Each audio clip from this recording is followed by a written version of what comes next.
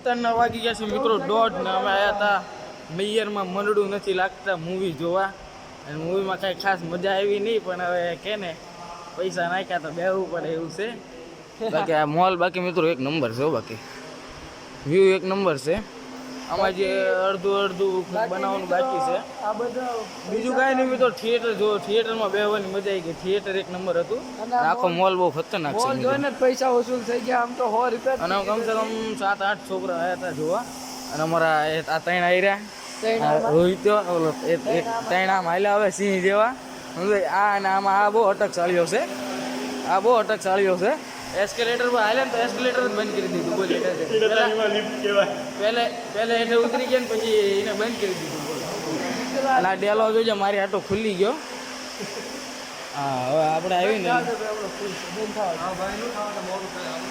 મોડું થાય છે એની ટાઈમ નથી એટલું બધું હાલ